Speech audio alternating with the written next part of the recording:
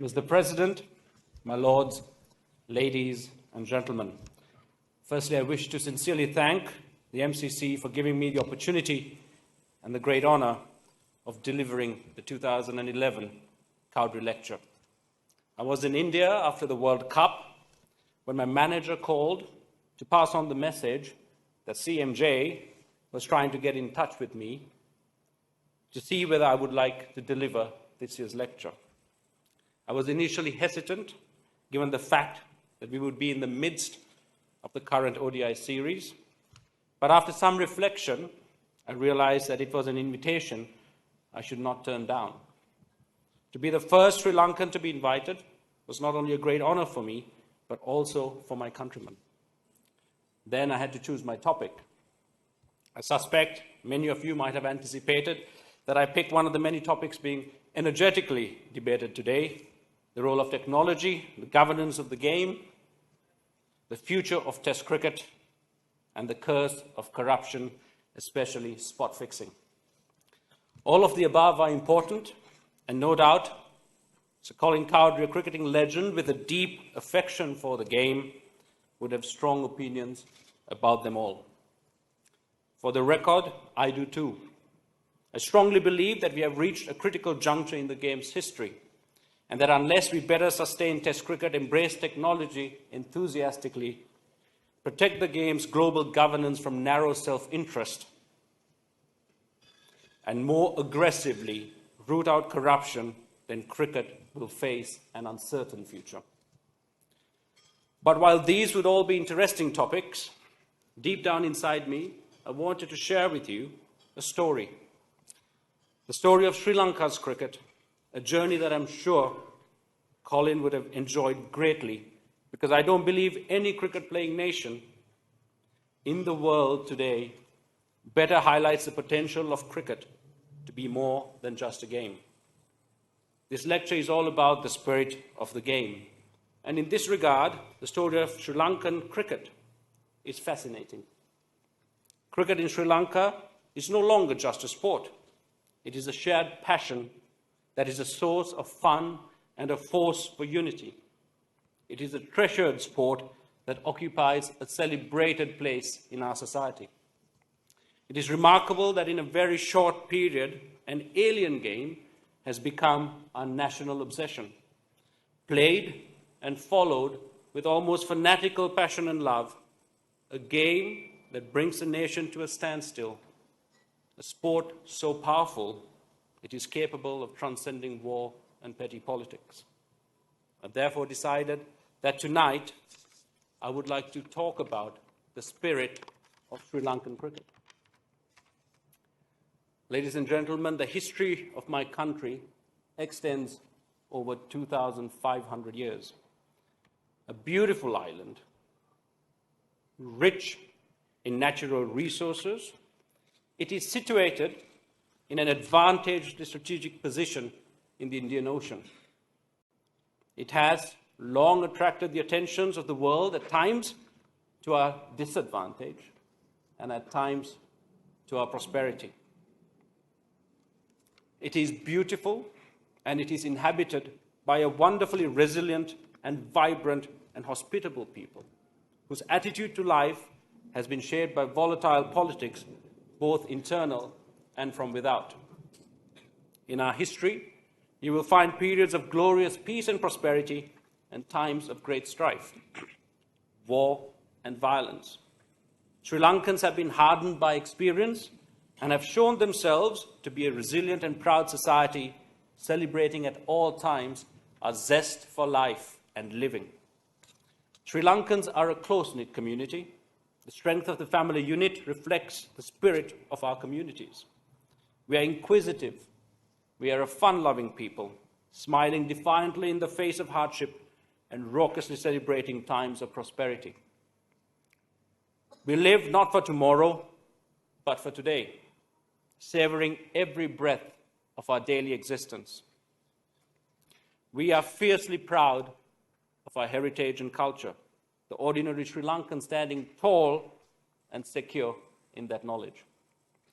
Over 400 years of colonization by the Portuguese, the Dutch, and the British has failed to crush or temper our indomitable spirit.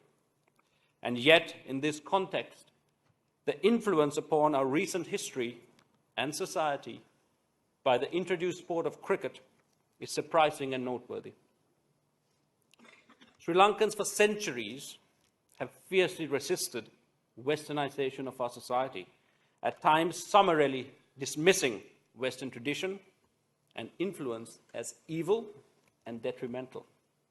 Yet cricket somehow managed to slip through the crack in the anti-Western defenses in our society and has now become the most precious heirloom of a British colonial inheritance. It may be because it is a result of our simple sense of hospitality, where a guest is treated to all that we have and at times even to what we don't have. If you visit a rural Sri Lankan home and you are served a cup of tea, you will find it to be intolerably sweet. I have times experienced this myself, and upon further inquiry have found that it is because the hosts believe that the guest is entitled to more of everything, including the sugar. In homes where sugar is an ill-affordable luxury, a guest will still receive sugary tea while the hosts go without.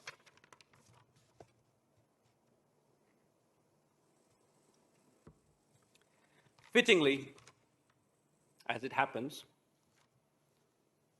Colin Cowdrey's and Sri Lanka's love for cricket had similar origins: tea. Colin's father, Ernest, was a tea planter in India. While he was schooled in England, he played on his father's plantation, where I am told he used to practice with Indian boys several years his elder. Cricket was introduced to Ceylon by men like Ernest, English tea planters during the colonial period of occupation that's covered a span of about 150 years from 1796. Credit for the game's establishment in Sri Lanka, though, also has to be given to the Anglican missionaries to whom the colonial government left the function of establishing the educational institutions. By the latter half of the 19th century, there grew a large group of Sri Lankan families who accumulated wealth by making use of the commercial opportunities thrown open by the colonial government. However, a majority of these families could not gain any high social recognition due to the prevalence of a rigid hierarchical caste system which labeled them until death to the caste they were born into. A possible way to escape caste stigma was to pledge their allegiance to the British Crown and help the central seat of government.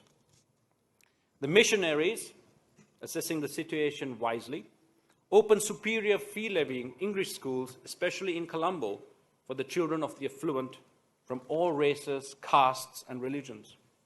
By the dawn of the 20th century, the introduction of cricket to this educational system was automatic, as the game had already ingrained itself deeply into the English life.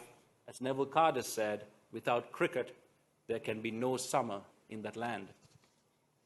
Cricket was an expensive game, needing playgrounds, equipment, and coaches. The British missionaries provided all such facilities to these few schools.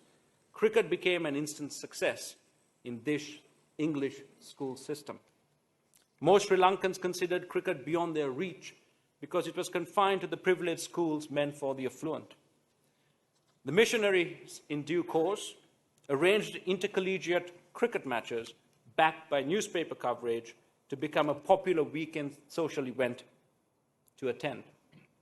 The newspapers carried all details about the cricket matches played in the country and outside. As a result, schoolboy cricketers became household names. The newspapers also gave prominent coverage to English county cricket, and it has been often said that the Ceylonese knew more of county cricket than the English themselves. Cricket clubs were formed around the dawn of the 20th century, designed to cater for the school leavers of these colleges. The clubs bore communal names like the Sinhalese Sports Club, the Tamil Union, the Burger Recreation Club, and the Moors Club. But if they were considered together, they were all uniformly cultured with Anglicized values. Inter-club matches were played purely for enjoyment. Club cricket also opened opportunities for the locals to mix socially with the British. So when Britain granted independence to Ceylon in 1948, it is no wonder cricket was a passion of the elitist class. Although in the immediate post-independent period, the Anglicized elite class was a small minority. They were pro-Western in their political ideology and remained a powerful political lobby. In the general elections immediately after independence, pro-elite governments were elected, and the three prime ministers who headed the governments had played first-11 cricket for premier affluent colleges and had been the members of the SSC. The period between 1960 to 1981 was one of slow progress in the game's popularity, as the power transferred from the Anglicized elite to rising socialist and nationalist groups. Nevertheless, Sri Lanka was made an associate member of the ICC in 1965, gaining the opportunity to play unofficial test matches with players like Michael Tissera and Anura Tennakoon, impressing as genuine world-class batsmen. In 1981, thanks to the efforts of the late Honourable Gamini Dissanayake, the ICC granted Sri Lanka official test status. It was obviously a pivotal time in our cricketing history, and this was the start of a transformation of cricket from an elite sport to a game for the masses.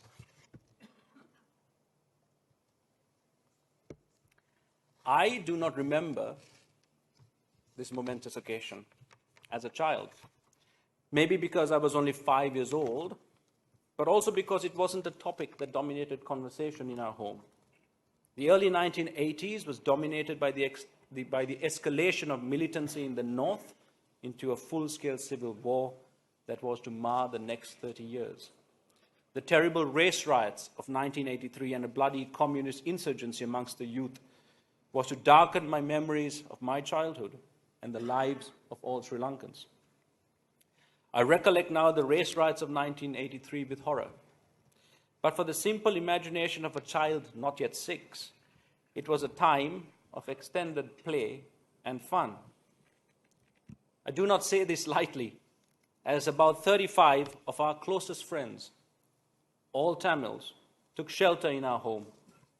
They needed sanctuary from vicious, politically motivated goon squads, and my father, like many other Sri Lankans from different ethnic backgrounds, opened their houses at great personal risk. For me, though, it was a time where I had all my friends to play with all day long. The schools were closed, and we played sport for hour after hour in the backyard. Cricket, football, rounders. It was a child's dream come true. I remember getting annoyed when a game would be rudely interrupted by my parents, and we'd all be ushered inside, hidden upstairs with our friends, and ordered to be silent as the goon squads started searching homes in our neighborhood. I did not realize the terrible consequences of my friends being discovered, and my father reminded me the other day of how one day, during that period, I turned to him and in all innocence said, "I hope this happens every year because it's so much fun having my friends to play with every day." The JVP-led communist insurgency rising out of our universities was equally horrific in the late 1980s. Schools and universities were closed. People rarely stepped out of their homes in the evenings.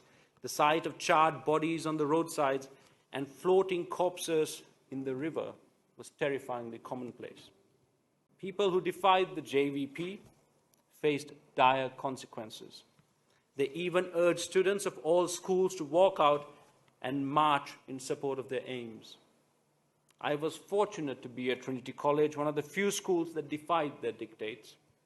Yet I was living just below Dharmaraja College in Kandy, where the students who walked out of its gates were met with tear gas, and I would see students running down the hill to wash their eyes out with water from a garden tap.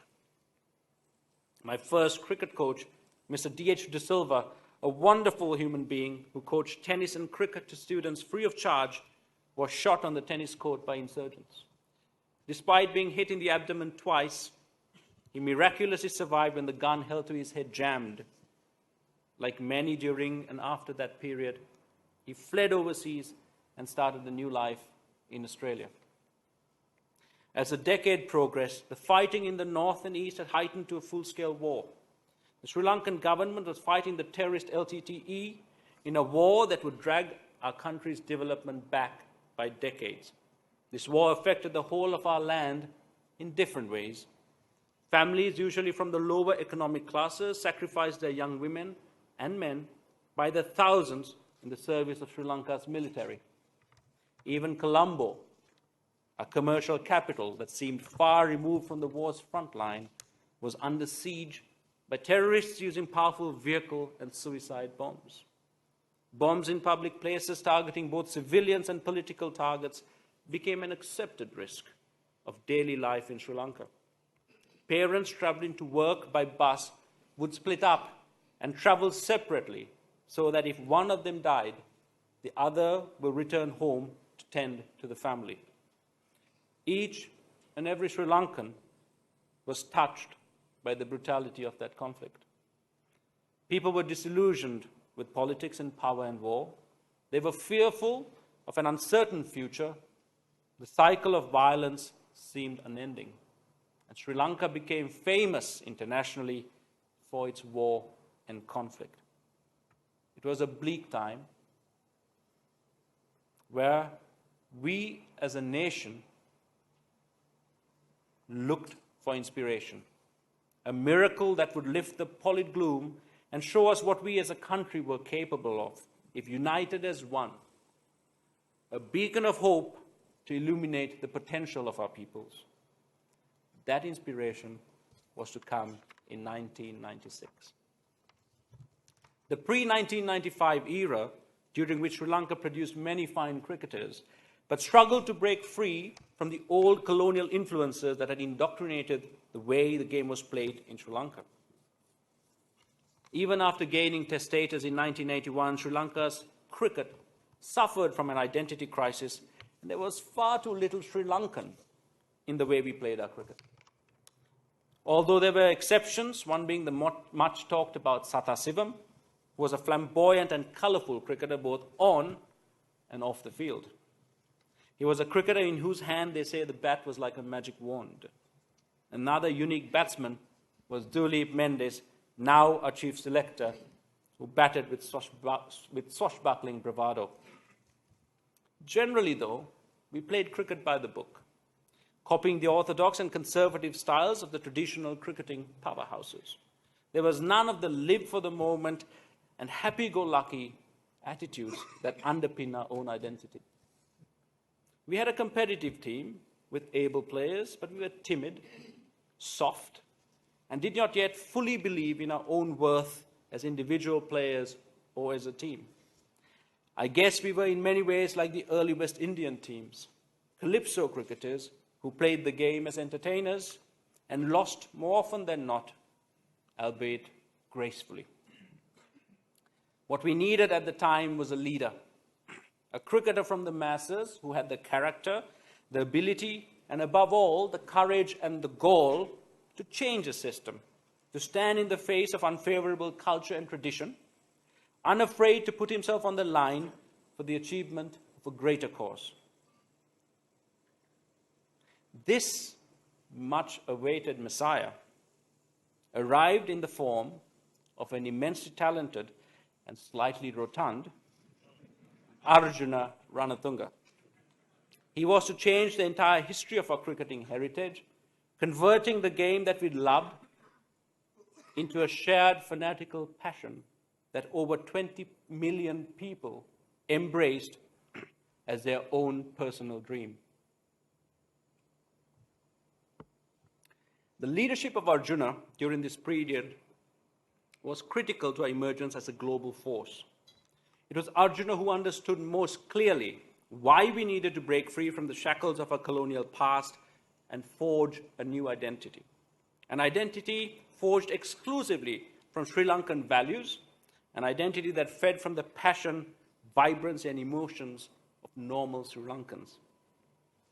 Arjuna was a man hell-bent on making his own mark on the game in Sri Lanka, determined to break from foreign tradition and create a new national brand of cricket.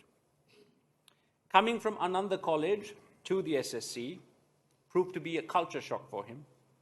SSC, or the Sinhalese Sports Club, was dominated by students from St. Thomas's and Royal College, the two most elite schools in Colombo.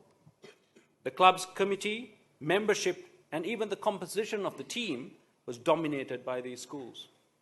Arjuna himself has spoken about how alien the culture felt and how difficult it was for him to adjust to try and fit in. As a 15-year-old kid practicing in the nets at the club, a senior stalwart of the club inquired about him. When told he was from the unfashionable Ananda College, he dismissed his talents immediately. We don't want any sarong Johnnies in this club. As it turned out, Arjuna not only went on to captain SSC for many years, he also went on to break the stranglehold the elite schools had on the game.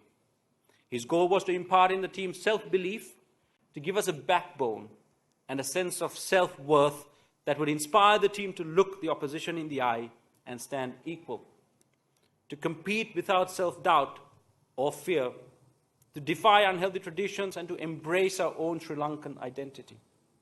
He led fearlessly with unquestioned authority, but in a calm and collected manner that earned him the tag Captain Cool.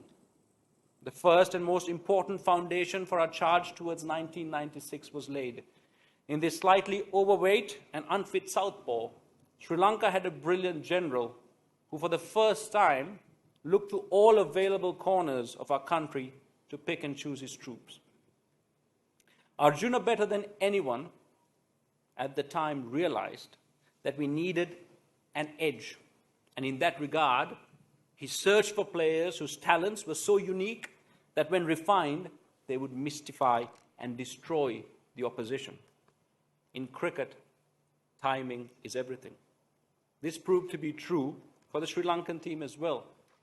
We as a nation must be ever so thankful to the parents of Sanajaya Surya and Muthaiya Muralidharan for having sired these two legends to serve our cricket at its greatest time of need. From Mathura came Sanath, a man from a humble background, with an immense talent that was raw and without direction or refinement.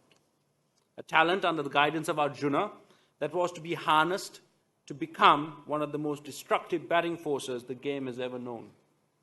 It was talent never seen before, and now with his retirement, never to be seen again.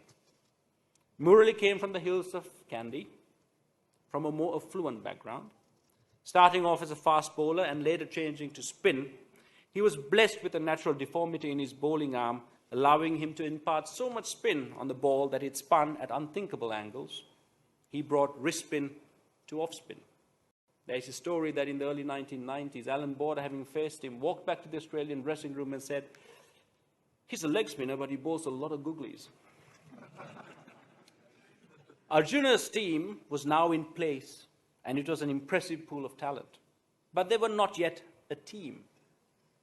Although winning the 1996 World Cup was a long-term goal, they needed to find a rallying point, a uniting factor that gave them a sense of team, a cause to fight for, an event that will not only bind the team together, giving them a common focus, but also rally the entire support of a nation for the team and its journey. This came on Boxing Day at the MCG in 1995. Few realized it at the time, but the no-bowling of Murali for alleged chucking had far-reaching consequences. The issue raised the ire of an entire nation. Murali was no longer alone. His pain, embarrassment, and anger were shared by all. No matter what critics say, the manner in which Arjuna and the team stood behind Murali made an entire Sri Lankan nation proud. In that moment, Sri Lanka adopted the cricketers simply as Ape Kollo, which means our boys.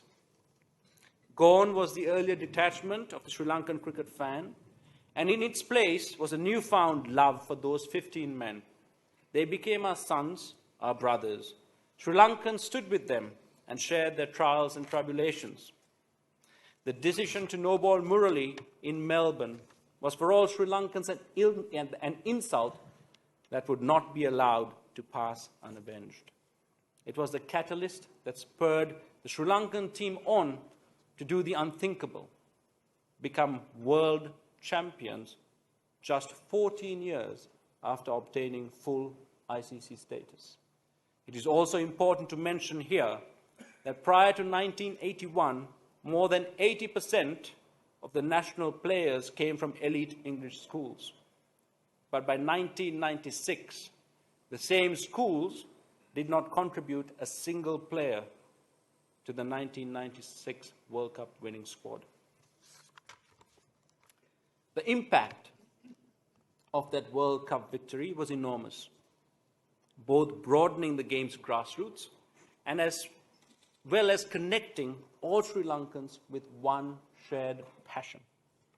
For the first time, children from outstations and government schools were allowed to make cricket their own. Cricket was opened up to the masses.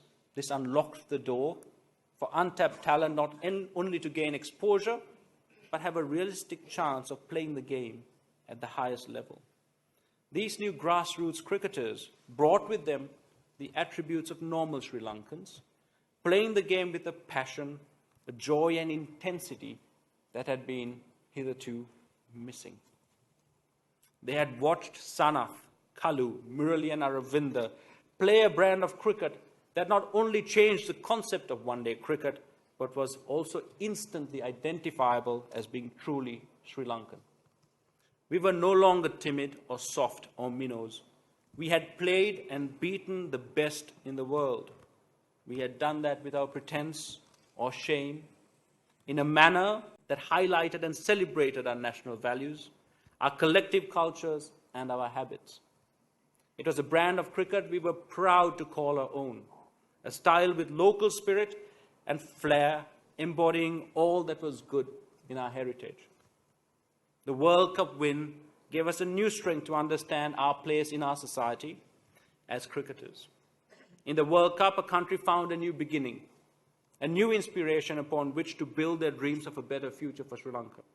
Here were 15 individuals from different backgrounds, races and religions, each fiercely proud of his own individuality, and yet they united not just as a team, but as a family, fighting for a common national cause, representing the entirety of our society, providing a shining example to every Sri Lankan, showing them with obvious clarity what it was to be truly Sri Lankan. The 1996 World Cup gave all Sri Lankans a commonality, one point of collective joy and ambition that gave a divided society true national identity and was to be the panacea that healed all social evils and would stand the country in good stead through terrible natural disasters and a tragic civil war. The 1996 World Cup win inspired people to look at their country differently. The sport overwhelmed terrorism and political strife. It provided something that everyone held dear to their hearts and helped normal people get through their lives. The team also became a microcosm of how Sri Lankan society should be, with players from different backgrounds, ethnicities and religions sharing their common joy, their passion and love for each other and their motherland. Regardless of war, here we were playing together, and the Sri Lankan team became a harmonizing factor. After the historic win, the entire game of cricket in Sri Lanka was revolutionized. Television money started to pour into cricket boards' coffers. Large national and multinational corporations fought for sponsorship rights. Cricketers started to earn real money, both in the form of national contracts and endorsement deals. For the first time, cricketers were on billboards and television advertising products, advertising anything from sausages to cellular networks. Cricket became a viable profession, and cricketers were both icons and role models. Personally, the win was very important for me. Until that time, I was playing cricket with no real passion or ambition. I never thought or dreamed of playing for my country. This changed when I watched Sri Lanka play Kenya at Asgirya. It was my final year in school, and the first seed of my vision to play for my country was planted in my brain and heart when I witnessed Sanath Gurusinghe and Aravinda produce a devastating display of batting. That seed of ambition spurted into life when a couple of weeks later I watched that glorious final in Lahore. Everyone in Sri Lanka remembers where they were on the night of that final. The cheering of a nation was a sound no bomb or exploding shell could drown. Cricket became an integral and all-important aspect of our national psyche. Our cricket embodied everything in our lives. Our laughter and tears, our hospitality, our generosity, our music, our food and drink. It was normalcy and hope and inspiration in a war-ravaged land. In it was our culture and heritage, enriched by a myriad ethnicities and religions. In it we were untouched, at least for a while, by petty politics and divisions. It is indeed a pity that life is not cricket. If it were, we would not have seen the festering wounds of an ignorant war. The emergence of cricket and the new role of cricket within Sri Lankan society also meant that the cricketers had bigger responsibilities than merely playing on the field. We needed to live positive lifestyles off the field, and we needed to give back. The same people that applaud us every game need us to contribute positively back to their lives. We needed to inspire mostly now off the field. The tsunami was one such event.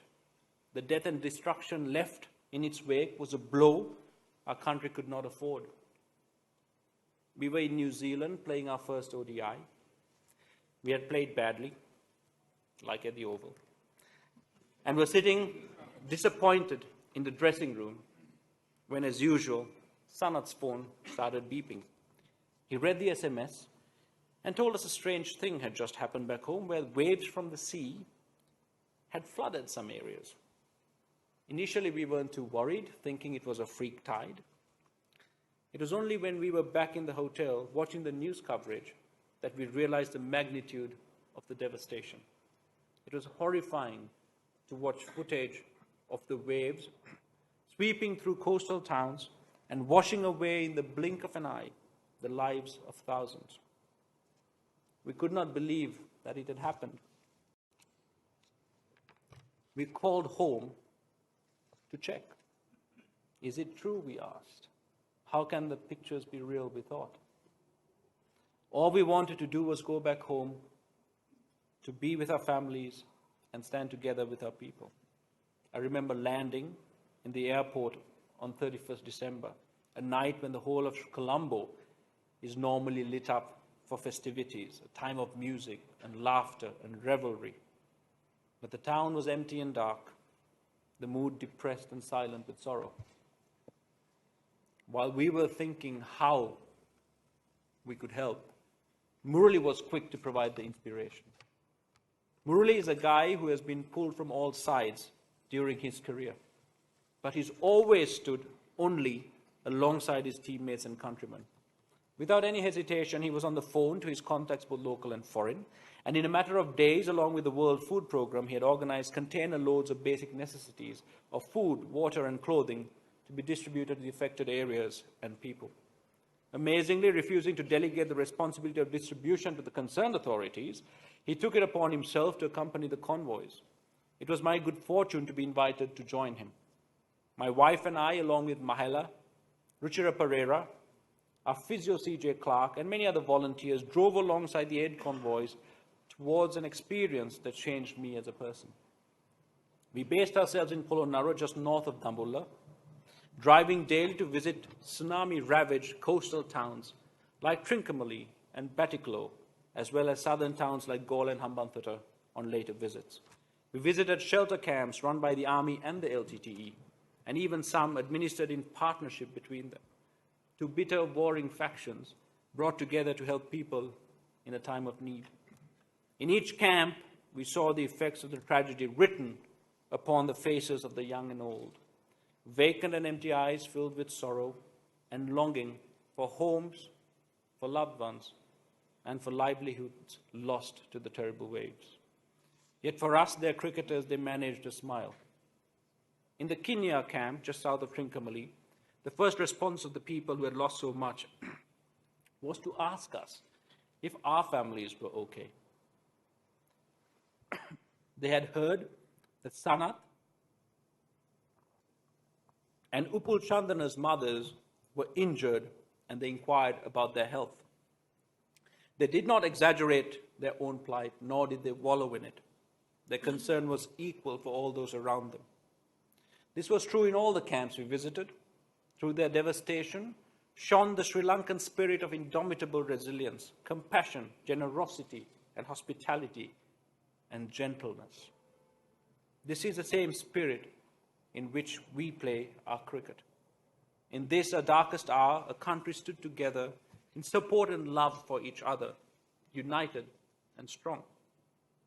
I experienced all this and vowed to myself that never would I be tempted to abuse the privilege that these very people had afforded me. The honor and responsibility of representing them on the field, playing a game they loved and adored.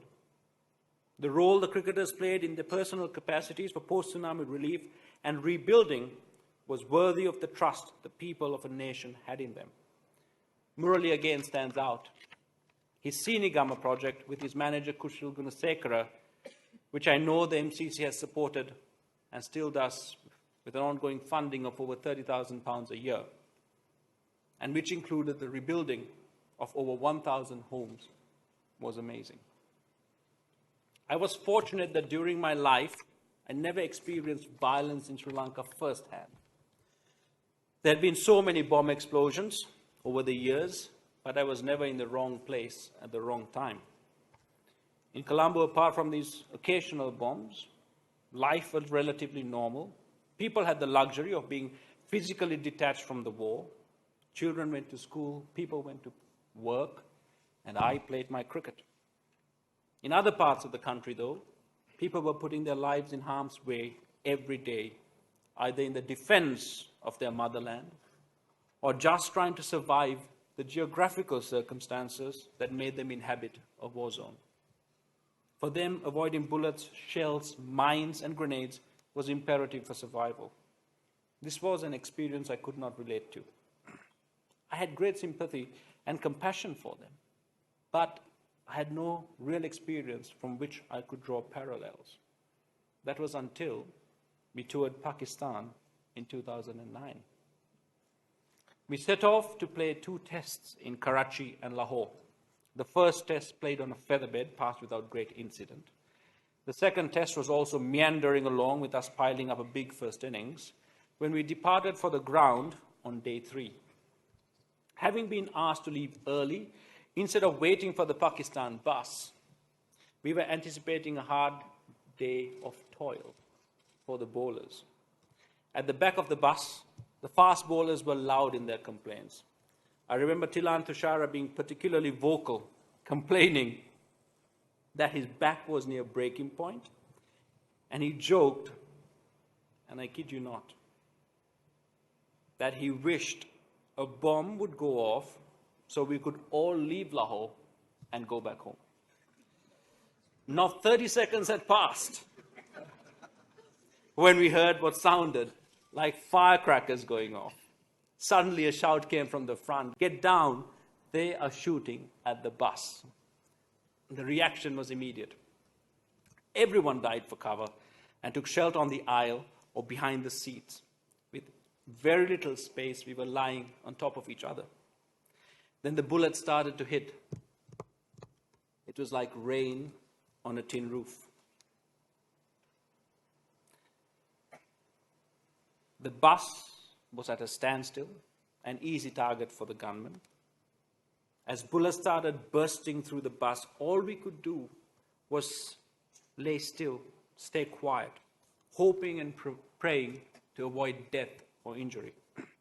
Suddenly, Mahela, who sits right at the back of the bus, shouts, saying he thinks he has been hit in the shin. I'm lying next to Tilan. He groans in pain as a bullet hits him in the back of his thigh. I turn my head to look at him.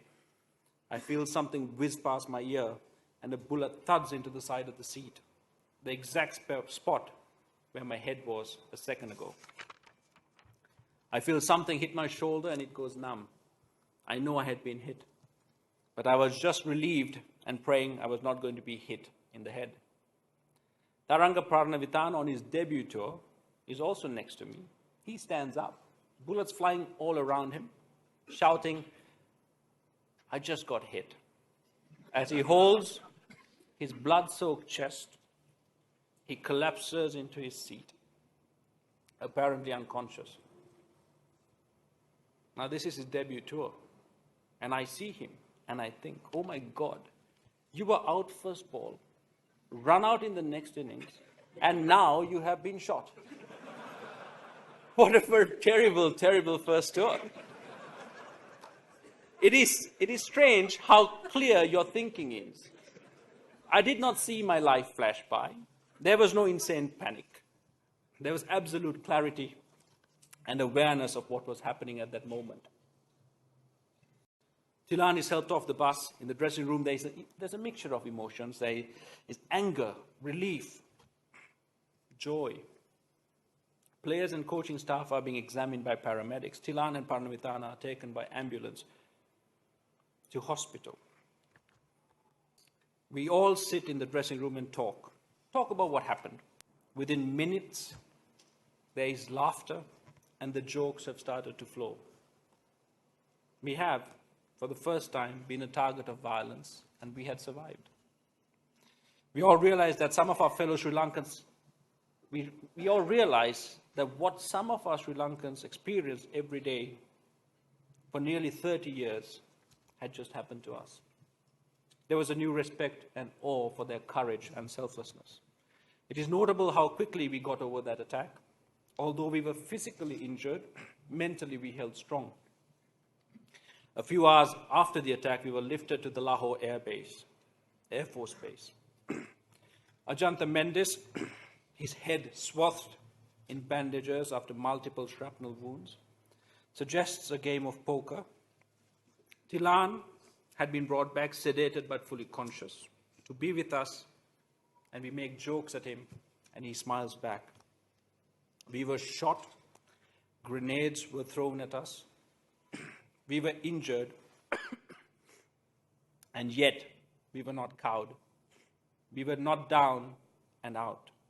We are Sri Lankan, we thought to ourselves, and we are tough, and we will get through hardship, and we will overcome because our spirit is strong. This is what the world saw in our interviews immediately after the attack. We were calm. We were collected and rational. Our emotions held true to our role as unofficial ambassadors. A week after arrival in Colombo from Pakistan, I was driving in Colombo, and I was stopped at a checkpoint. A soldier politely inquired as to my health after the attack. I said I was fine and added that what they as soldiers experienced every day, we experienced only for a few minutes, but still managed to grab all the headlines. He looked me in the eye and he said, "It is okay. It is okay if I die, because it is my job and I'm ready for it. But you are a hero, and if you were to die, it would be a great loss for our country." I was taken aback. How can this man value his life less than mine? His sincerity was overwhelming. I felt humbled. This is the passion that cricket and cricketers evoke in Sri Lankans. This is the love that I strive every day of my career to be worthy of. Coming back to our cricket, the World Cup also brought less welcome changes with the start of detrimental cricket board politics and the transformation of our cricket administration from a volunteer-led organization run by well-meaning men of integrity into a multi-million-dollar organization that has been in turmoil ever since. In Sri Lanka, cricket and politics have been synonymous. The efforts of the Honourable Gaminitha Sanayaka were instrumental in getting Sri Lanka Test status. He was also instrumental in building Asgiria, the international cricket stadium in Kandy. In the infancy of our cricket, it was impossible to sustain the game without state patronage and funding. When Australia and West Indies refused to come to our country for the World Cup, it was through government channels that the combined World Friendship 11 came and played in Colombo to show the world that it was safe to play cricket there. The importance of cricket to our society also meant that at all times it enjoys benevolent state patronage. For Sri Lanka to be able to select a national team, it must have membership of the Sports Ministry. No team can be fielded without the final approval of the Sports Minister. It is indeed a unique system where the board-appointed selectors at any time can be overruled and asked to reselect a side already chosen. The Sports Minister can also exercise his unique powers to dissolve the cricket board if investigations reveal corruption or financial irregularity. With the victory in 1996 came power and money to the board and players. Players from within the team itself became involved in power games. Officials elected to power in this way, in turn, manipulated player loyalty to achieve their own ends. At times, board politics would spill over into the team, causing rift, ill feeling, and distrust. The only shining example to the contrary I can remember was the interim committee headed by Mr. Vijay Mallasekara, who's sitting here today in the audience.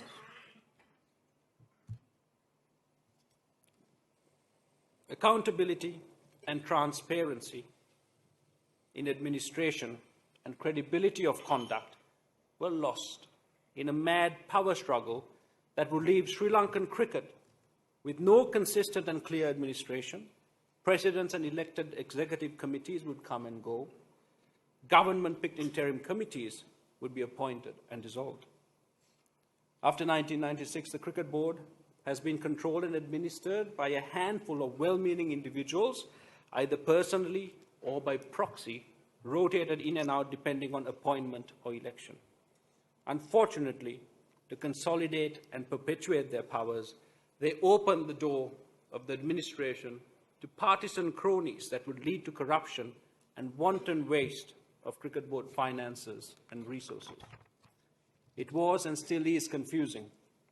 Accusations of vote buying and rigging, player interference due to lobbying from each side, and even violence at the AGMs, including the brandishing of weapons and ugly fistfights, have characterized Cricket Board elections for as long as I can remember. The team lost the buffer between itself and the cricket administration. Players had become used to approaching members in power, directly trading favors for mutual benefits. And by 1999, all these changes in administration and player attitudes had transformed what was a close-knit unit in 1996 into a collection of individuals with no shared vision or sense of team. The World Cup that followed in England was a debacle, a first-round exit. Fortunately, though, this proved to be the catalyst for further change within the dynamics of the Sri Lankan team. A new mix of players, a nice blend of youth and experience, provided the context in which the old hierarchical systems and structures within the team were dismantled, and in the decade that followed, under the more consensual leadership of Sanat, Marwan, and Mahela, the team continued to grow. In the new team culture forged since 1999, individuals are accepted. The only thing that matters is commitment and discipline to the team. Individuality and internal debate are welcome. Respect is not demanded but earned. There was a new commitment towards keeping the team safe from board turmoil. It has been difficult to fully exclude it from our team because there are constant efforts to drag us back in, and in times of weakness and doubt, players have crossed the line. Still, we have managed to protect and motivate our collective efforts towards one goal: winning on the field. We have to aspire to better administration. The administrators need to adopt the same values enshrined by the team over the years: integrity, transparency, commitment, and discipline.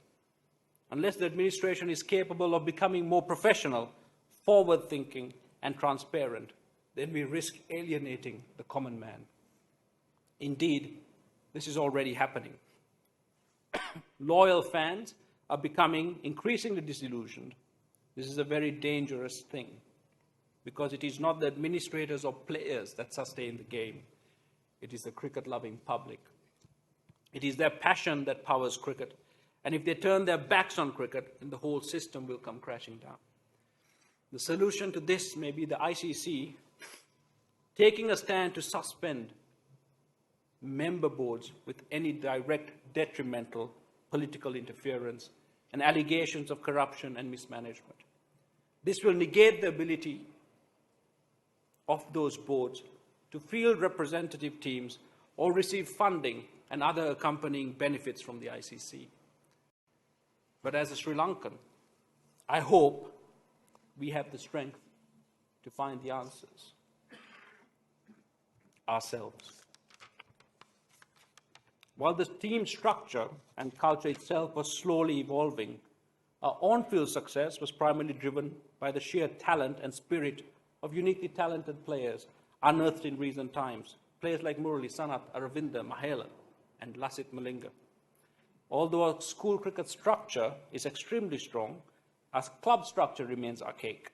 With players diluted among 20 clubs, it does not enable the national coaching staff to easily identify and funnel talented players through for further development.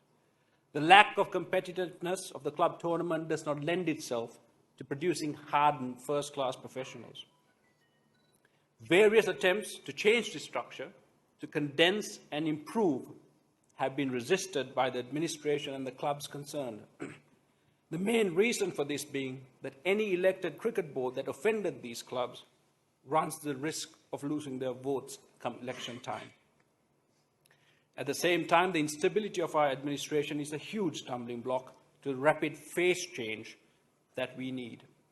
Indeed, it is amazing that despite this system, we are able to produce so many world-class cricketers. Nevertheless, despite abundant natural talent, we need to change our cricketing structure. We need to be more Sri Lankan rather than selfish. We need to condense our cricketing structure to ensure that the best players are playing against each other at all times. We need to do this with an open mind, allowing both innovative thinking and free expression. In some respects, we are doing that already, especially our coaching department, which is actively searching for unorthodox talent.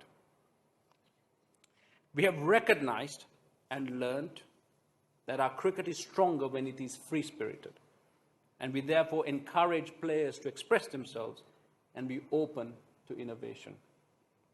There was a recent case where the national coaches were tipped off to the case of a 6-foot-tall volleyball player. He apparently, when viewed by the district coach of the region, ambles up to the wicket off about 4 steps, jumps 4 to 5 feet high in the air in a smash-like leap, and delivers the ball while in midair. His feet are within the 2 bowling creases, popping in the bowling crease, but after his delivery, he lands quite a ways down the wicket. Now, the district coach found this very, very interesting and unique. So he thought, well, let's have a trial. So he takes a video camera along, and gets this volleyball player who has never bowled before for any lengthy period to bowl for half an hour in the district nets. He does quite a good job. Half an hour of jumping high and delivering a cricket ball quite well with good direction, and the video sample is then sent back to our cricket board. The national coaches there also find it interesting, and they say, well, let's call him to Colombo for a trial. 4 days later, they make a call.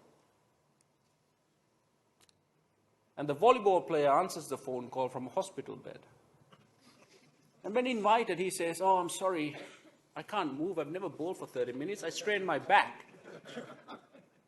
So the search for gold in that particular instance did not come to fruition.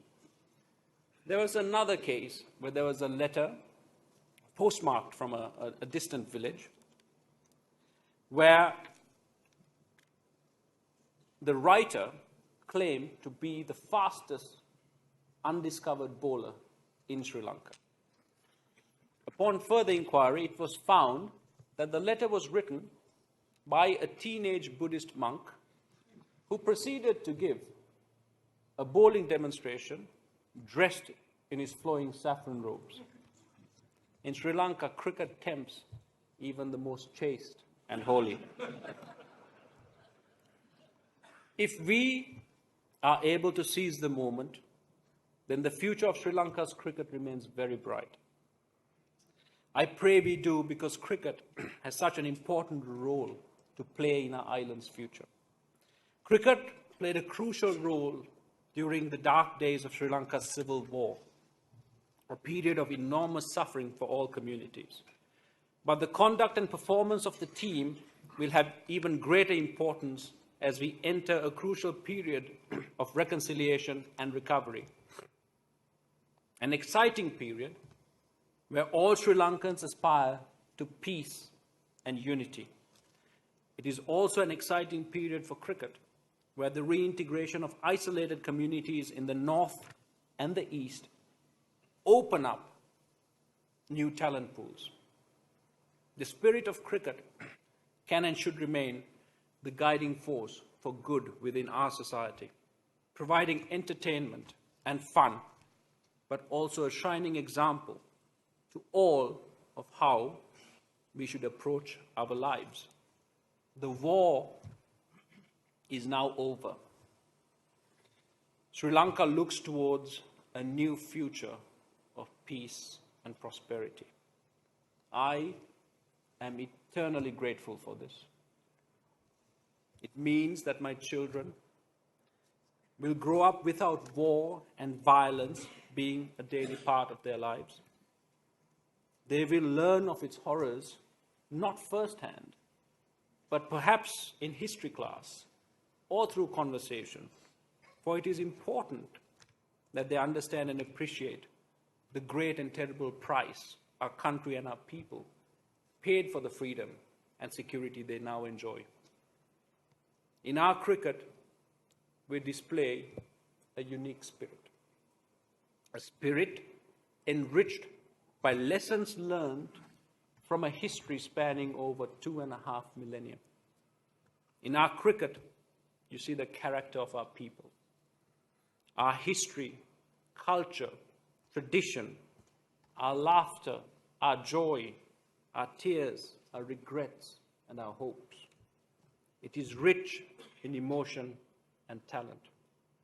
My responsibility as a Sri Lankan cricketer is to further enrich this beautiful sport, to add to it and enhance it, and leave it a richer legacy for the cricketers to follow.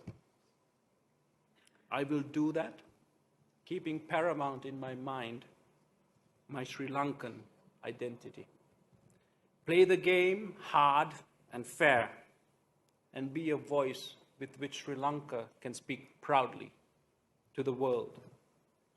My loyalty will be to the ordinary Sri Lankan fan, the 20 million hearts beating collectively as one to our island rhythm, filled with an undying and ever loyal love for this, our game. fans of different races, castes, ethnicities, and religions who together celebrate their diversity by uniting for cricket, our common national cause. Those fans are my foundation. They are my family. I will play my cricket for them.